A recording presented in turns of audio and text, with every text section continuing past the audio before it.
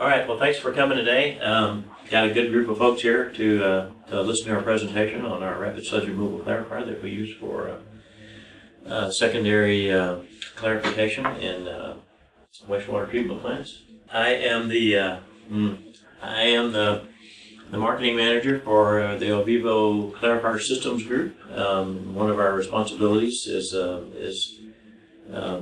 supporting our reps in a variety of clarifiers that we have, and the one today again is going to be our rapid sludge removal style, our SS type clarifier that we first introduced to the market back in 1975. We've had a number of changes, additional inventions, if you will, that we've added to it over the years, and we went all the way from an SS1 to an SS6, and the product that we currently promote is our SS 3.5, both a gravity style RES removal or scum removal, and a pumped scum removal design.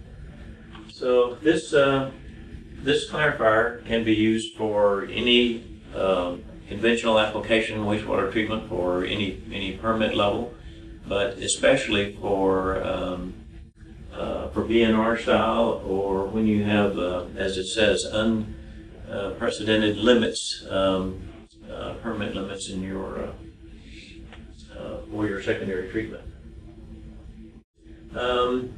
Basically, clarifiers do three things, and we're all pretty aware of those things. They separate, collect, and remove subtle solids. They separate, collect, and remove floating scum, and they produce a certain quality of effluent. And if there aren't any strict effluent limits with your clarifier, there's not a lot that goes into the design. They're pretty basic. You use parameters that are set by the regulatory agency for sizing and loading rates and those kind of things, and basically the operation of it is pretty forgiving as well, so you just turn it on and get out of gravity's way. So there are three features of our unit. So there are three key features to our unit. And they have to do with the RES system, with the scum control, and with our clarifier drive. All three things make our unit extremely operator friendly. Our RES, we collect the solids in a trough at the surface, so you can stand on the bridge and you can see where you're removing solids, what the concentration of the solids is, if it's uniform removal across the basin. We have a scum trapper, we call it, designed for removing all of our scum inside the influent well. We will guarantee 95% scum removal inside the well, as opposed to allowing all that scum to go out from underneath and push it out to a perimeter scum trough. We have a sludge well interior for collecting the sludge, and we have a scum site well for collecting the scum. And then third is our drive unit. We call it a jack bolt drive, because we can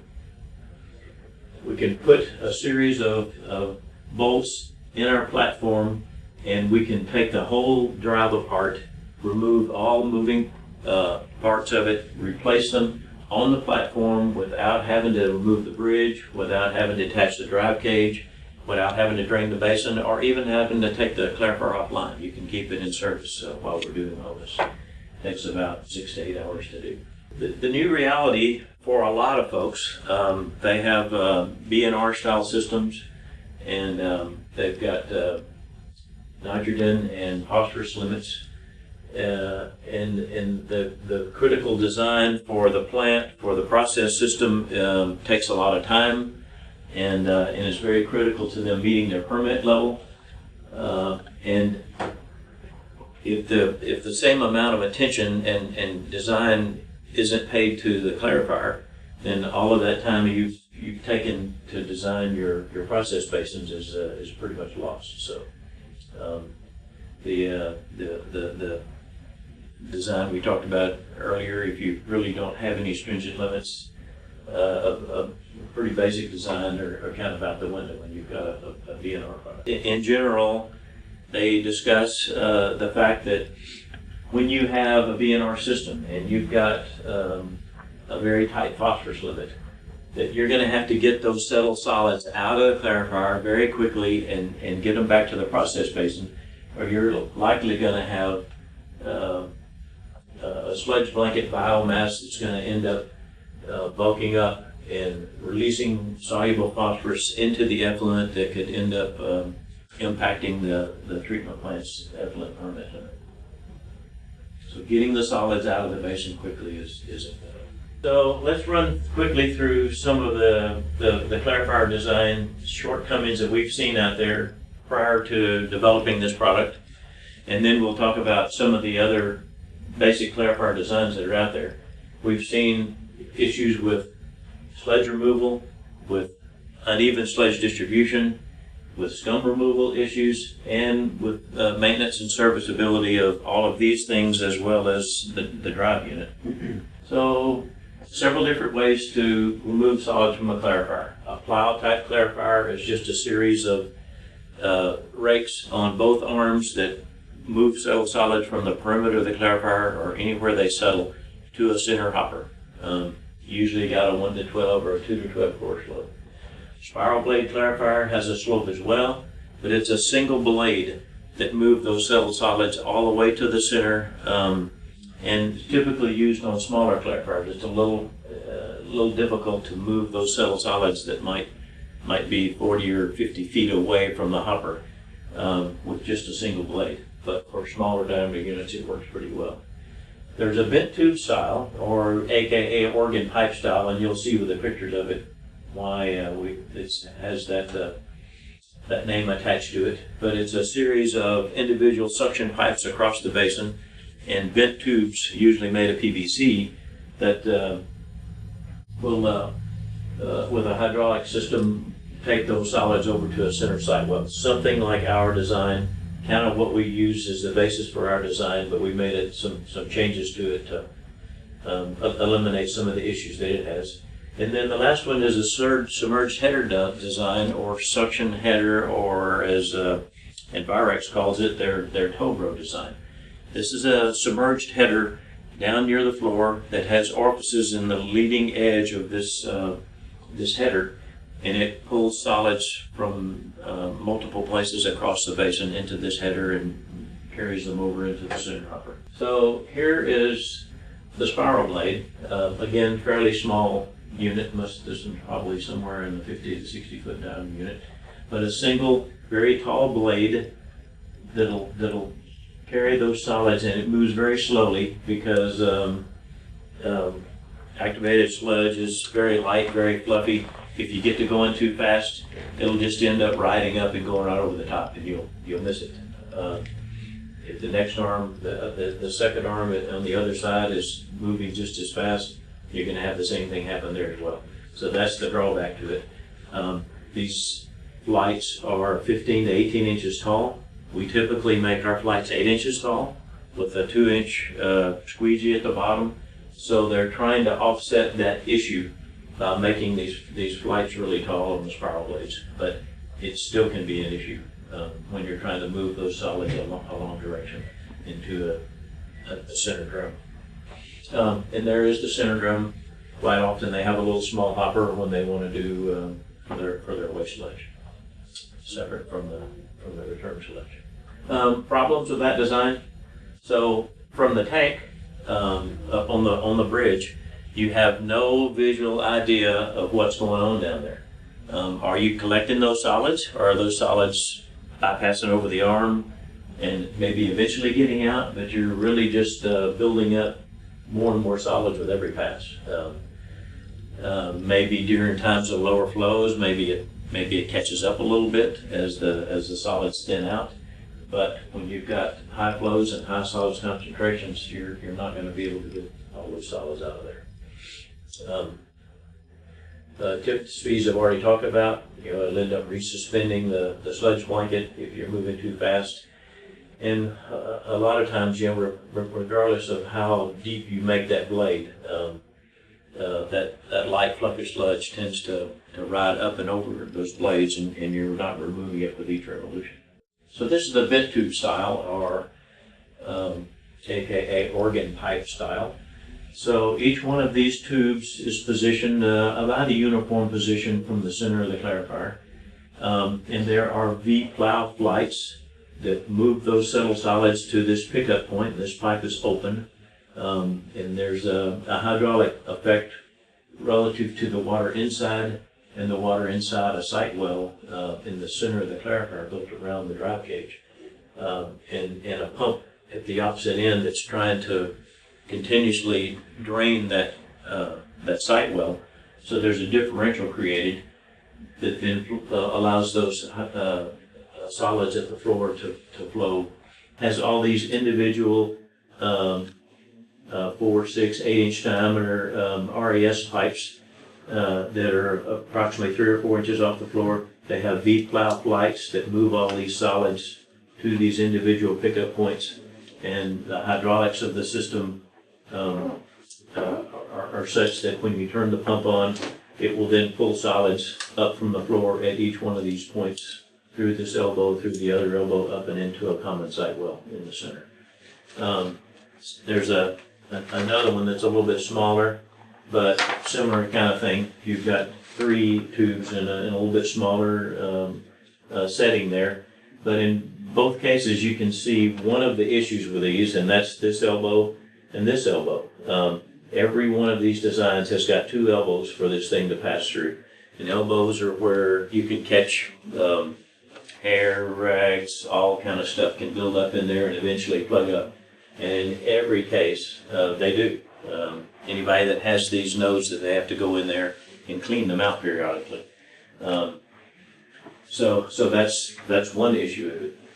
Another issue is the head loss from this point to that point is different.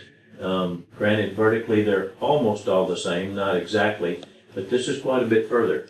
So in order to keep the interior one from pulling a lot more than the one that's further out, there is a little adjustable kind of head control device up top inside the sight well. So they can induce head on the interior one and a little bit more on the middle one, so that they equal what the head loss is on the outside one, so that they all pull the same. Well, by having 2 openings up there, a pipe and a pipe, and changing that opening, you end up making it real small. And again, another place for rags and other hair and other things to accumulate over time. And another place that you've got to go in and clean out periodically. Not a real easy place to get to, down the drive cage into that sight well, but another issue with this type design. Double bends, because they're almost always PVC, those bends can be points of failure, being glued joints. Sludge settling, if you're running at fairly low rates, you can have solids settle out in that long horizontal line. And debris and maintenance issues and other things at the elbows as well as at the sludge valves up top are an issue with this design. So this is the submerged header, or suction duct style rapid sludge removal unit. The orifices are here, here, here, here, all the way down. You can see them all the way down in this slightly tapered header that's suspended off the rake arm. And there's a header on both sides, on both arms, so they remove solids with both rotations. It's attached with a bolted connection to a center drum again, something like the bit tube style is, or rather the spiral blade style is. I'm sorry. But this unit uses hydraulics again. When the pump turns on, it is pulling sludge out of this sludge drum here, and from each one of these orifices all the way across. And the orifices are tapered, so the bigger orifices are in the center, or rather the smaller orifices in the center, the larger orifices are in the outside. Otherwise, you would have a lot more solids removed from the inner orifices, but because this has to travel so far, you want to offset that head loss with having less head loss through the orifice than you have through the inner ones. problem being, I mean, that's great for the hydraulics, and that's what you need for it to work. But the problem being, most of your heavier solids settle out in the center. A lot of things other than typical biological solids, grit and other floatables that end up sinking eventually, all fall into this first area right here where your smaller orifices are, which means they're going to be more susceptible to plugging. And in fact, that's a picture of a unit that had been installed for about 6 years, they said. And you can see all the trash and stuff that's collected in those two orifices, and almost all of them were similar. You probably had half of the orifices that were plugged up on that particular unit.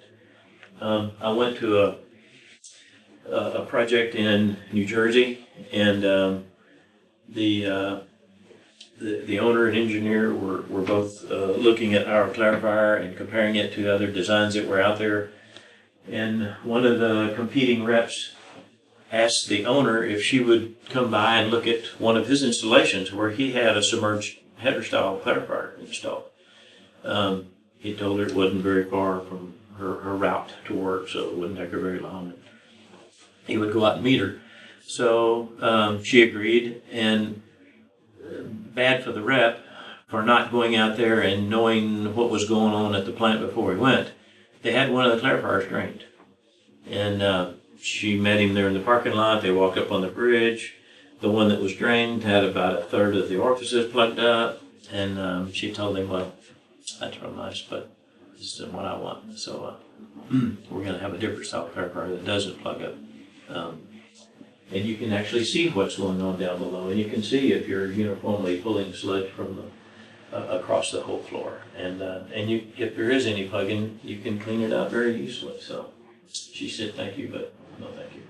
So the rep unknowingly actually helped us a lot.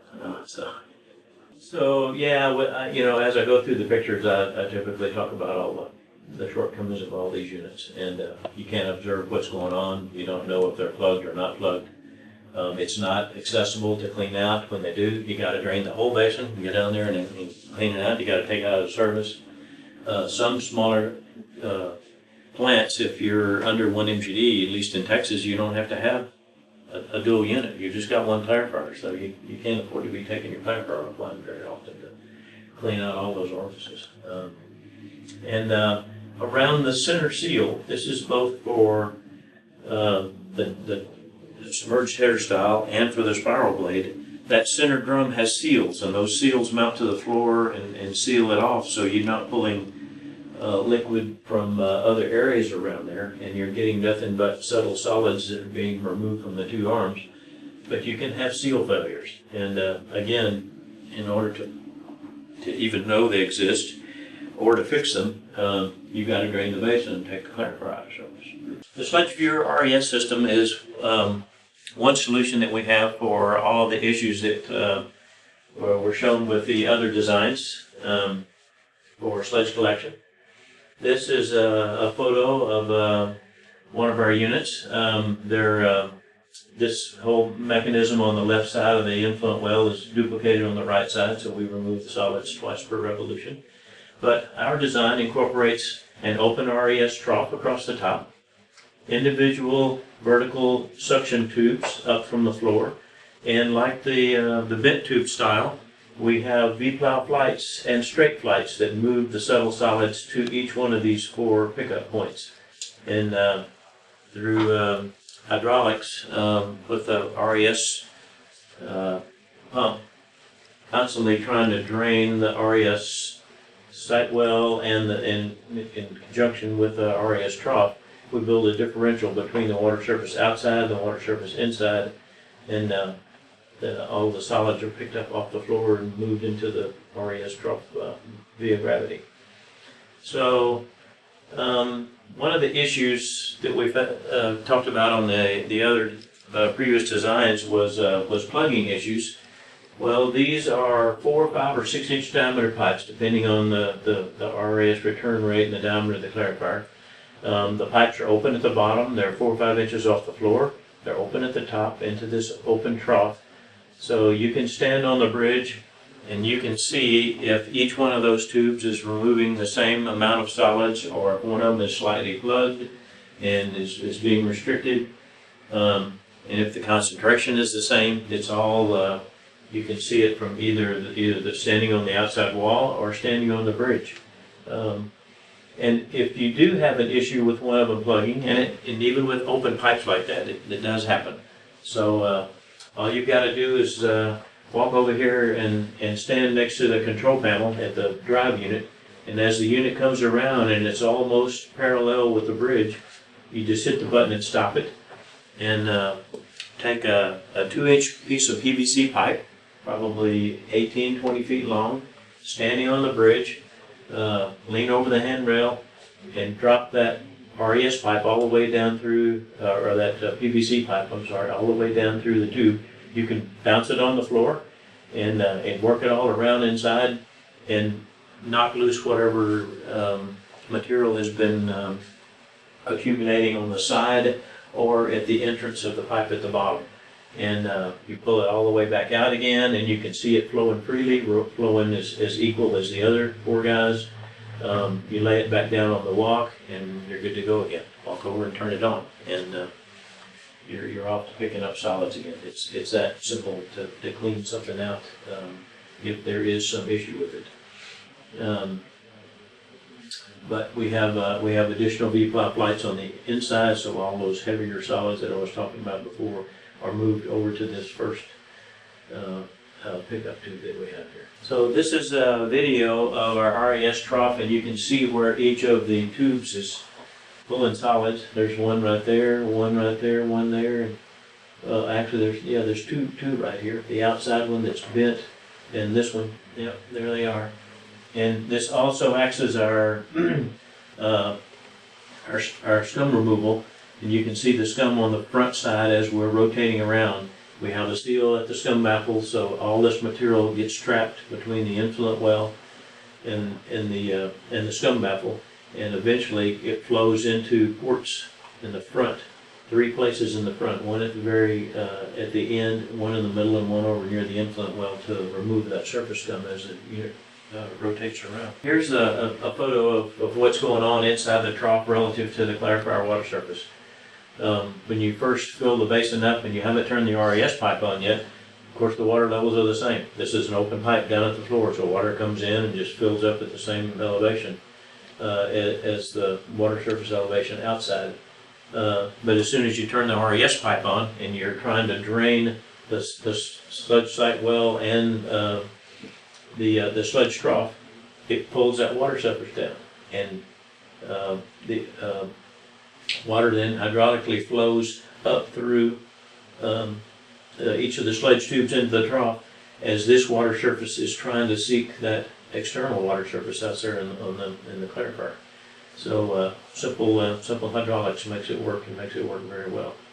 The little cutaway of the scum ports at the front of the leading side of the trough, and a little adjustable weir that we have. Some people will close off one or more of them if they have very little scum, because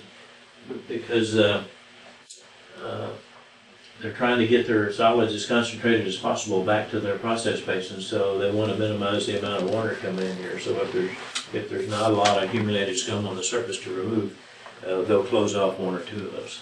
Again, our design, you can visually observe what's going on with the RES, solids concentration, volume of solids removed by each tube. You could go in and sample each one if you want to, which we've had people do, to look at the solids concentration across the basin. The clogging issue, they are gonna clog at times, depending on, a lot of it is your screenings, how well you screen the influent coming in as to how much trash and other material is in the clarifier, and how often you might have issues with the RES line. But unlike the others, you can see it and you can clean it out very easily, very safely from the bridge. And we can vary the RES rates to accommodate a lot of different process conditions, flow rates. The second feature that we have is our scum trapper, where we remove 95% of the scum inside the influent well, as opposed to the traditional method of allowing all the scum to get out of the influent well and move out to the perimeter of the clarifier, where it is over near the effluent weir, actually. Now, this photograph is a real plant and kind of a disaster out there where the scum box is, but this actually shows a lot of solids that have bulked up. They've stayed in the basin and the floor of the clarifier too long and floated up to the surface. This is not just your typical scum, but it's overloaded the box, and it's got between the box and the weir and over the weir and into the launder trough, and just in general kind of made a mess out there. But we think if you can remove all of the solids that come into the basin inside the influent well and don't even push them out here close to where the effluent is, a lot less chance that you're going to have phosphorus coming up to the surface and impacting your, potentially impacting your permit. So 95% of all the scum removed inside the influent well. The scum is directed to a scum box. We either have a gravity pipe coming out of the sludge scum box that's built in part of the drive cage, or we have a pump that we put up top. If it's a retrofit, you're going to have a pump because you won't have that scum pipe already built into the floor. That's only for new units.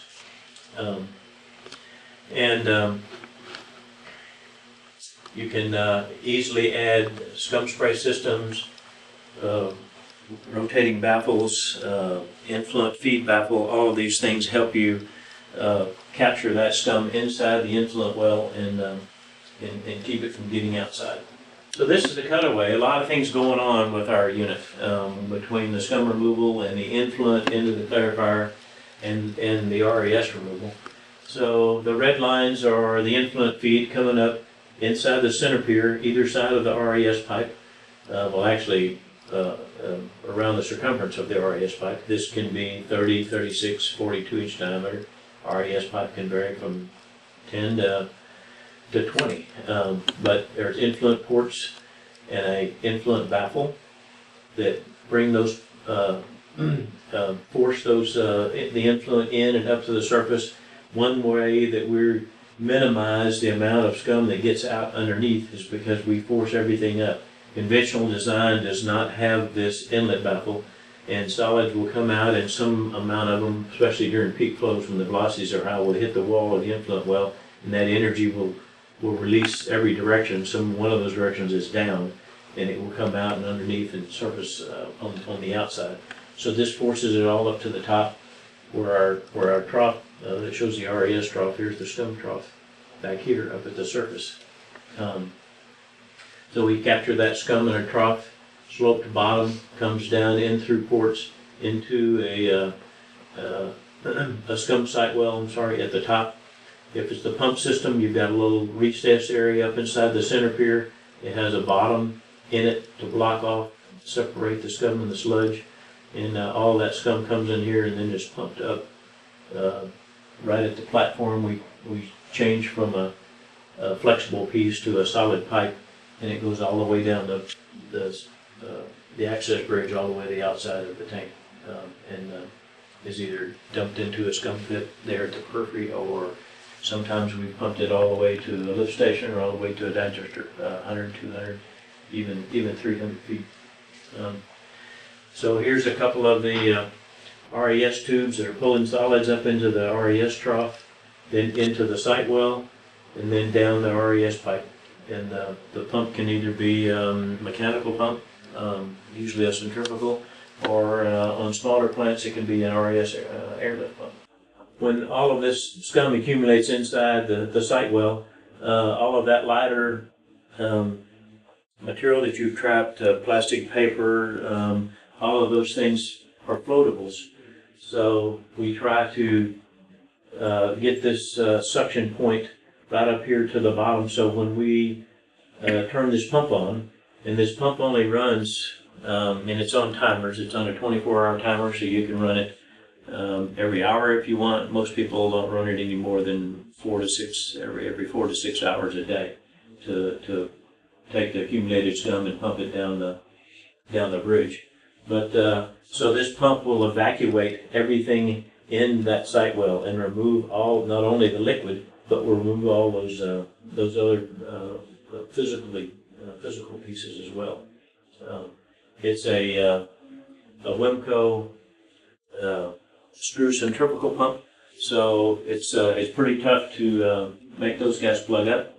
And again, they can pump these solids at about 60 to 80 gallons a minute, and they can pump them a long way, as much as 300 feet away. The flexible hose allows us to take some plates off of the bridge at the center platform and be able to access that hose and pull this pump out if you need to do any maintenance on it or if you need to replace it. I videoed one of our field service guys one day, actually from start to finish. We just walked down the bridge together as I was videoing. He took it all apart, pulled the pump out, set it up on top of the bridge, then reversed, put it all back down in there again, and put all the plates back on, and that's about 20 minutes for the whole thing. So it doesn't take very long at all. The inlet flocculating wells, we talked about a little earlier in the graphic, but these are the pieces right here. This is a plan view of them. These are the influent ports, 2 of the 4 ports that feed influent into the basin.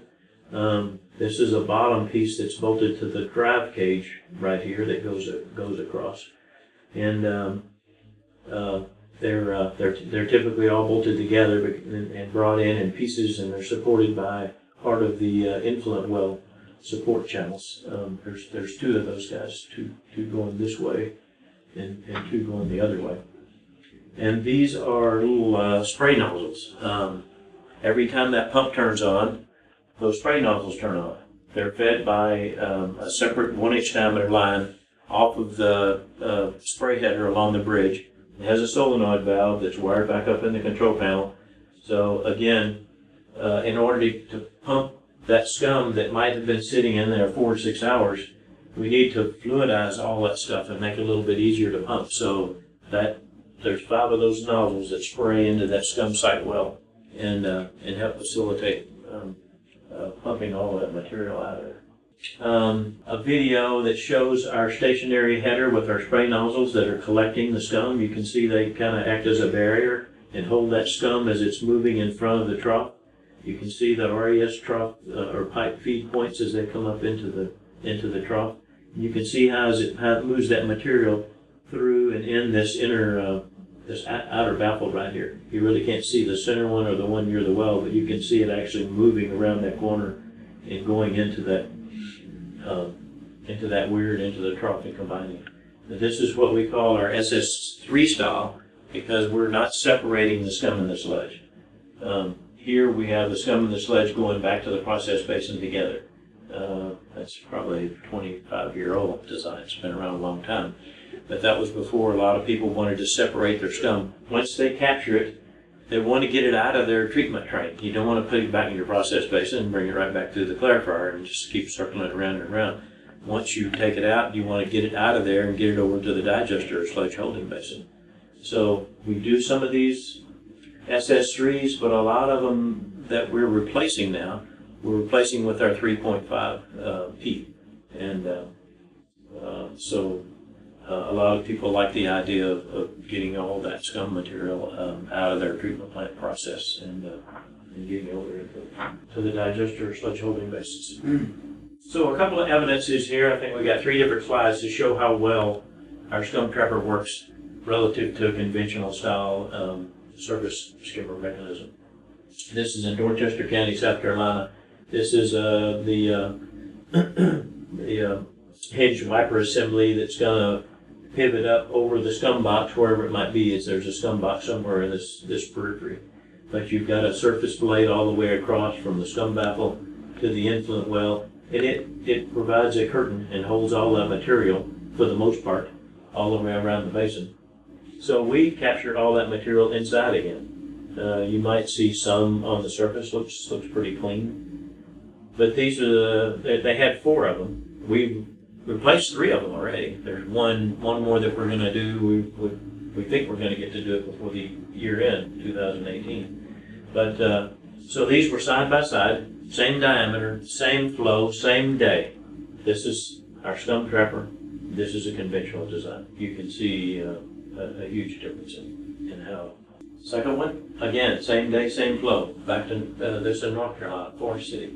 A little bit smaller units this time, but pretty bad surface scum all around the clarifier, not just in front of it, but it's missed a lot of stuff. If the seal isn't real good there, you'll have material passing by or passing by this if it's not sealed well and getting back behind it again, so you never really have a chance to collect it. It just follows the arm around as it goes.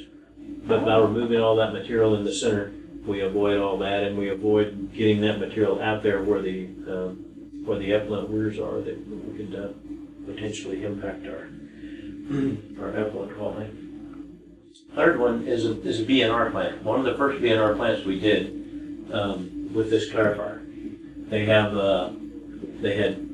2 clarifiers, and they built this new one in Bend, Oregon. They were the Oregon pipe style that they elected to convert to our straight tube hydraulic differential.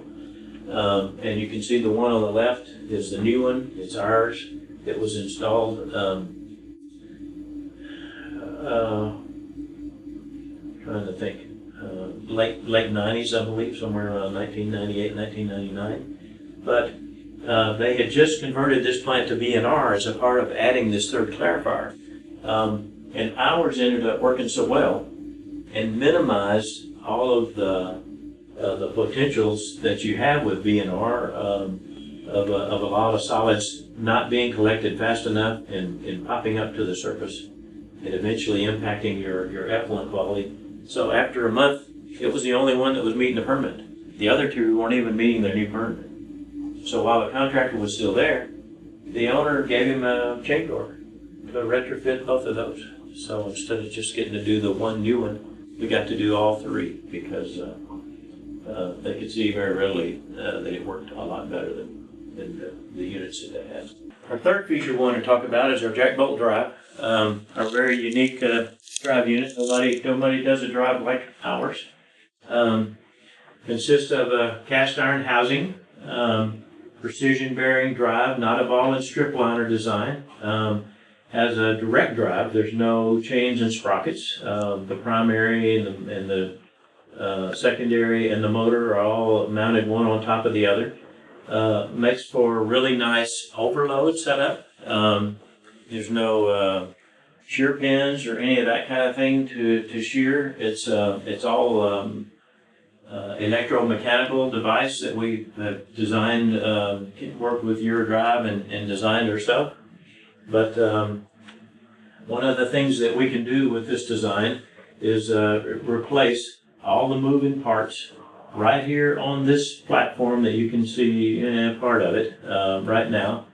They've already taken the bearing out, which sits down in the raceway down in the bottom. There's the bearing that they've removed. Pinion is still sitting in there, but the top cover plate and all the other pieces have been removed so you could get to it. You can replace everything in place on the drive in 8 hours time. You don't have to remove the drive cage or disconnect the drive cage. You don't have to drain the basin. You don't even have to take the clarifier offline if you don't want to. This is an old style ball and strip liner design. The strip liners are these little guys right here. They're pressed into a notch that's machined into the upper and lower housings. And then all of these bearing balls are fitted into an opening all the way around. They're just packed. They're bumping up against each other all around, way around from one side to the other. But the ball and strip liner design does not provide any tilting moment resistance. So if something drops into the basin and the arm runs up on top of it, it'll just tilt, and the drive will let it tilt. If you've ever gone through any calculations that show what the output torque is generated by the pinion and all the drive units driving that pinion, you'll see that there's a factor here that has to do with tooth engagement of the gear teeth and engagement of the pinion teeth. And it doesn't take a whole lot of misalignment. This is exaggerated, but just a degree or 1.5 degrees is all it takes for you to lose almost half of the output torque of your drive, because you're not transmitting all of that load from the drive and the pinion to that spur. So not something that we ever have to encounter with our precision bearing drive that we have. Now these have bearing balls as well, but they're locked together. The stationary and the rotating part of the drives are locked together and have seals both top and bottom to keep dust and dirt and other things out of them. They've got grease fittings that you can use, or we like to use submerged oil bath. There's an oil bath built into the lower housing design, and we like to use a 90 weight oil and keep that oil up to a specific level to give us good lubrication of the drive and longest life as possible with the drive. So continuous full load engagement. We do have anti-tilt feature, and with this style drive, you're going to get a lot longer life than you will with the old ball and strip line designs. So this is another photograph of one of our employees showing you the first steps to take the cover plates, the aluminum cover plates off, bring in a piece of plywood to move some of these fasteners and other components over to it, have some tools laid over there. But again, it's out in the clarifier on our 7-foot platform. He's installed these jack bolts right here at each of the 4 corners. You see just the top of the other one. But that's the initial thing that we do to transfer the load off of the top of the gear onto the corners of the drive unit, so that there's no load on it anymore. We can take all these pieces apart and get to everything without worrying about the thing falling down. So he's fixing to take, once he's got transferred that load, he's fixing to take these 2 members off. He's already taken off all the aluminum cover plates, and then he can get down into the real meat of removing the reducers and all the other components that are required to replace that whole thing. So every other drive out there, when it comes time to replace the drive, you've got to get a crane, a pretty darn big crane, depending on how big your clarifier is. It's got to reach and the load carrying capability to pick the whole bridge up and move it off to the side, so you can get to the drive and pick the whole drive up and then get your new drive and put it out there and then put the bridge back. We don't need any of that. None of that. Again, you can replace ours on the platform in the center of the clarifier, start to finish in 8 hours. We've had 2 guys that are normally sit behind a desk. They did it first at our shop with a kind of a demo unit, and then we had the real test of doing it out on a plant site, and they were still able to duplicate that 8 hours of taking it apart and putting it all back together, even out there on the site, which is a lot tougher than in a shop atmosphere. So again, repairs can be done with a 1-ton engine hoist. You roll that hoist down the bridge just like you were going to take an engine out of a car, but you disassemble the drive unit, get the new pinion, put it back in there, and put the new precision bearing in there, put all the other components back together. You can put it back in service.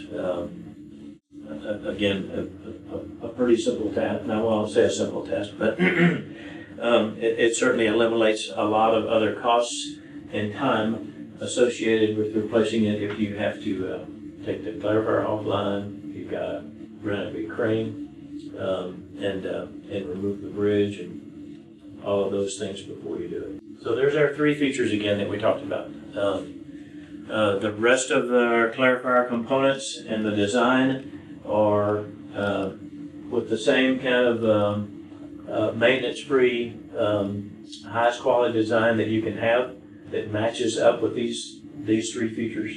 And we think we've got the best product out there on the marketplace. One of our retrofits that we've done recently, 8 100-foot diameter units in Lexington, Kentucky. 4 in the foreground here have already been replaced with ours. There's your 7-foot square platform, and there's the drive head right there in the control panel. And here's the other 4 that are back here. They're bent tube style. Well, there's some of those PVC tubes right there. You can see them over the top of the wall. So those 4 were replaced subsequent to these. So all 8 of those have been done now. They have 2 plants in Lexington. There's 6 of them at that plant. We've replaced all of them. 4 of them 114 footers, 2 of them 125 footers.